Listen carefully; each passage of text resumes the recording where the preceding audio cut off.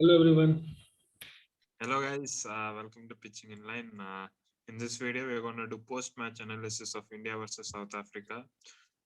South Africa's series opener, which South Africa have won convincingly uh, by 31 runs, and it was a good victory. What do you say it on South Africa, man? I mean, after the win in the Test series, their confidence has been sky high, and you could see how Vanderson and Temba Bavuma have batted, and it was a proper ODI knock. Yeah, exactly. Because see, they lost early wickets. It's not like they were on, a good. They got a good start. They were jolted early, but the way Van der Dussen and Bavuma stitched a partnership together was like extraordinary to see. And Van der Dussen, he's a very good player. Somehow, unluckily for that player, he hasn't been able to convert that potential into big knocks in Test cricket. But he's always a good player when it comes to T20 and ODI cricket, and he showed why why he is rated among the top in the South African domestic circuit. So I think that was a very patient knock. Even the last year, he scored a century against Pakistan. So he has a knack of scoring big once he gets set. And I think that partnership was the main thing where South Africa really turned the tables around. And I thought they got some, 30, 40 runs extra than what they should have got in this surface, because the surface wasn't easy to bat on. But getting 290 Mm. odd runs on this surface was some mammoth effort. Yeah, actually, I'll come to that point, what you have said, because they were on the mat with 68 for 3. Mm. And I think after 25 overs or something like that, their run rate was very low. Yep. Their projected score was around 198 after 30th over. And from there to end up 296, like which you said was 30 runs more than the past score. Mm. What are the things that Indian bowlers has gotten right? Obviously, South Africa got it right with their middle order because they stitched around 200 run partnership. When there's a 200 run partnership in one day games, more or less that team wins. But still, despite being on top, having control the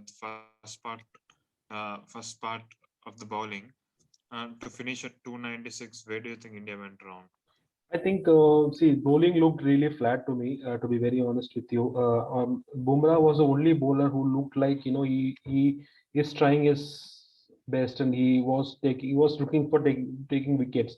He bowled 10 overs, just 48 runs he considered, and picked up 2 wickets. So that showed how much of an effort he put in, but the rest of the bowlers, uh, unfortunately for India, didn't show up on the occasion. And I thought Shardul Thakur, okay, fine. You are playing him as an all rounder, and he also scored a 50. Different issue. But when you are a frontline bowler, if you are considering 72 runs on that kind of a wicket, and he bowled three no balls, mind you, he bowled three legit no balls. So I think this is not a good bowling performance. And Bhuvaneshwar Kumar, I don't know. Uh, Personally, for me, if you would have asked me for the match, I would have played somebody like Deepak Chahar ahead of Bhuvaneshwar Kumar, only because Bhuvneshwar Kumar hasn't been so lethal of late, and Deepak Chahar is doing well, and he has been in South Africa for quite a while now. I think Mhm. even Ashwin was starting, he bowled well, but as the spell progressed after fifth, sixth over, he also went down. Chahal looked very rusty, and we'll talk about the sixth bowling option then later. That was again one more blunder which India didn't manage to pull it off. Yeah, yes, you have rightly pointed out. Thakur, despite being in South Africa, in limited overs, he hasn't been able to stamp his authority, like what he does in Test cricket. He has been that expensive. He does take those important breakthroughs. Excuse me. And then you have Chahal. I felt Chahal looked very lackluster. Probably because of the break, you don't know. But what we know of Chahal, the last time when the Kulchar toured, Hmm. uh, they were on rampage against South Africa. And what do you say about Ashwin, man? And I'll definitely come to Bhuvi as well. Do you think with Bhuvi, India is trying very hard to bring him back? for the T20 World Cup and the World Cup in India in 23. And one more thing is, my question is about Ashwin. Hmm. Ashwin playing at number 7. We have discussed this in test match videos as well, that he's not a good number 7 in test match cricket in away conditions. And in ODI format, it is much more tougher for him. Do you think India could have tried something else? Any other combination?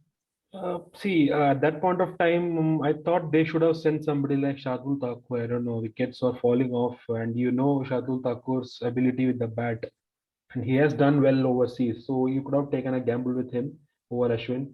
And Ashwin with the ball also didn't impress me that much because in the whole tour, like whatever the test matches in the sole ODI which has happened, I think this was the surface where Ashwin, you could say that he had something for him in this pitch.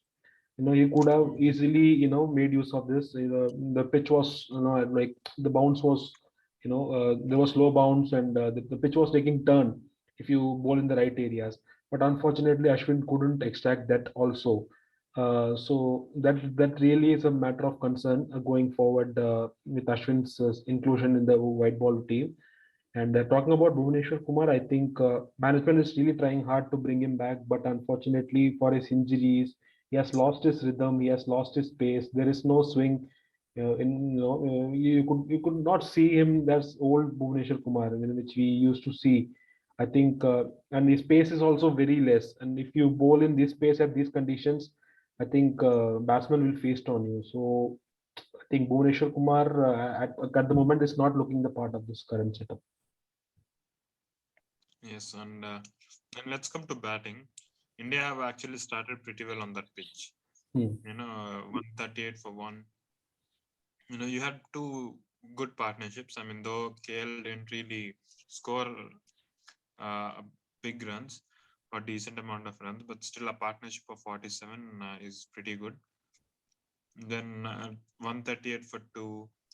Uh, Kohli just after 50 again he got out. Again, it was the same old story with Indian middle order unable to fire.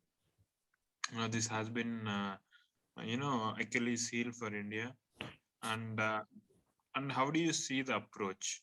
Because I know when the one got out, you wanted to have left right hand combination Hmm. with Kohli, right? And you still have Venkatesh Iyer as well. Venkatesh Iyer is somebody who bats at the top. Yep. Mm.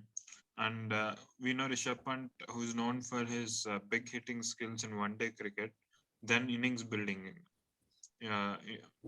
Because here we needed innings building, and it was a perfect opportunity for Shreyas Iyer as well. Hmm. But the middle order just, within a span of 20 runs, probably we lost 4 wickets, and match was done and dusted there. Had we played with much more common sense, we could have taken the game deeper.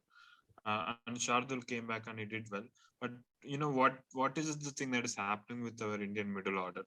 You know, it was a platform which was beautifully set. 138 for two. He still had 8 wickets in hand. 160 to go in 30 odd overs. More than 30 odd overs. It's perfectly set. I think, see, first of all, Rishabh Pant walking in at number four, I think it really surprised me. I didn't expect that. Even though management might say that you wanted left and right hand combination, but I don't think that kind of logic works. Like at every situation, see, Shreyas Iyer is your bona fide number four. You are playing him as number four. When Rahul spoke to press a day before, and he said Shreyas Iyer will be our number four. So if you are telling that, then why is Rishabh Pant walking at number four? Number one. Number two is Venkatesh Iyer. I think, as you rightly said, is somebody is used to bat at top order, and you are playing him as an all-rounder. Okay, so if you are playing him as an all-rounder, if your bowlers are getting hit for so many runs, especially Shardul Thakur was going for bonkers, you could have easily tried and squeezed him and shared that workload between Venkatesh Iyer and Shardul Thakur. And Venkatesh Iyer, I think, see, he is somebody who is known. See, I won't deny that fact that the shot he played was irresponsible. That's fine. I agree that. But at the same time, you should give the players confidence. He must feel that this is the management which supports me. So if you could have given him a ball, You could have said that, okay, I'm playing as an all-rounder, so he will get that confidence when he comes out to bat.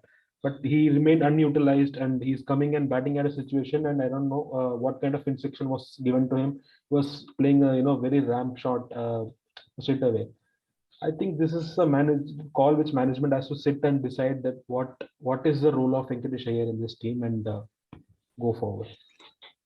Yeah, definitely. I think in a way, as much as it was a disappointing performance from the middle order, but I feel it's a good learning process because there was no need of our batsmen to go and attack. Yeah, Whatever said done on Venkatesh Iyer, that was a loose shot. And Rishabh Pant, I mean, those things happen, but you should try to limit it, man. You got to try to limit it. And then you have Shreyas Iyer. We have spoken about it even in test matches as well, that his weakness is short pitch deliveries. And he still is struggling and he got out to that. Do you see, I mean, do you see any marked improvement, or do you think we have to also look for alternatives in Surya Kumar Yadav, who was actually playing ahead of Iyer for the past, I don't know, last year or so in yeah. T20 cricket and everything, and now you're not playing him. And there's Deepak Chahar, like you said. Uh, so, see, what should be the plan of the Indian middle order? I think, see, they must be very, very clear. They must be very clear about the roles which they give to the players. And talking about Shreyas Iyer's weakness against the short ball, I think this is not the problem which which we have seen yesterday, right? So it has been a persistent problem which has been running through with him. It started in South Australian tour last year, when Josh Hazelwood and Pat Cummins literally bowled him out. I don't know. See, he has to work out. See, if you're playing at this level, so you need to sort this thing out. Otherwise, see, there are analysts now. There are analysts sitting in every team, dugouts, and they can easily just spot it. And and if you see Bohm, I want to give it to Bohuma's captaincy here yesterday. See, until and unless Shreyas Iyer walked in yesterday, there was, only one end where seamers were bowling. Like one end, like spinner was bowling, one end seamer was bowling. It was the only time when Shreyas Iyer walked in when we saw seamers from both the ends. You saw Marco Jansen from one end, and you saw Lungi Ngiri from one end, other end. And you straight away saw that attack. You straight away started bowling short balls. So this is the kind of work which the opposition does for a player's weakness. So you as a player, if you want to go big in this international circuit, so you need to sort this out. Even Suresh Raina had the same problem. He couldn't sort that out, Mm. till the end of his career. So it can even cost you the career. So it's the time he gets serious. And I don't know, there is nobody better than somebody like Rahul Dravid in your dressing room who can help you with this. So I don't know. Shreya Iyer has to work on this problem. Otherwise, he won't be a part of this team anymore, like in the long term. Mm. And what do you think? I mean, what do you say about KL Rahul's captaincy? Number one, and number two, the management. Rahul Dravid he has taken over as the coach.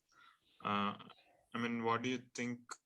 Because when we have seen Sastri, we kind of had an idea, Mm, right? Like he wanted to bring in two wrist spinners in yeah, between. yeah. He wanted to consolidate in the first, like the top three has to stay in. Mm, And seeing, I mean, it's too early.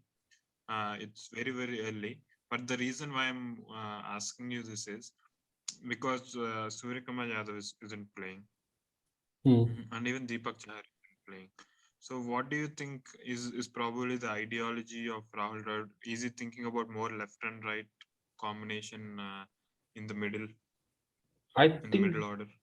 see, it's more than that. I think he's more of a like rule book kind of a person. He wants to go everything by rule, and he has all. If you see KL Rahul on the field, I don't know you.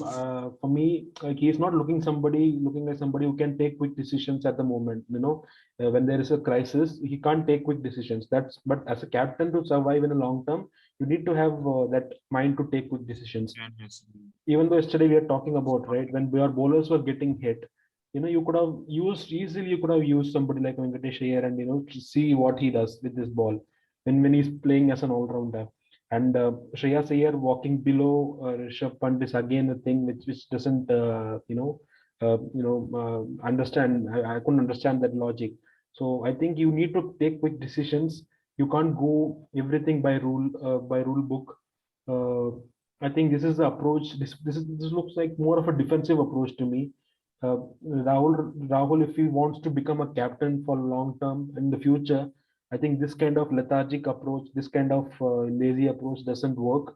And you saw yesterday the energy was missing on the field when Virat Kohli was is not a captain anymore for you, and you could see that lack of energy on the field. You have to bring that energy to the field, and you have to motivate the players.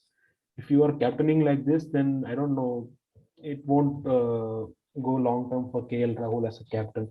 He has really disappointed me as a captain.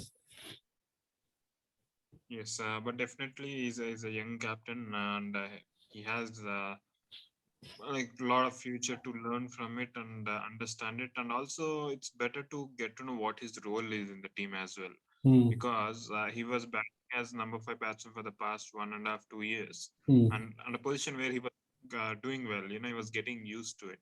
And number five is a very crucial position in one days. You got to chase.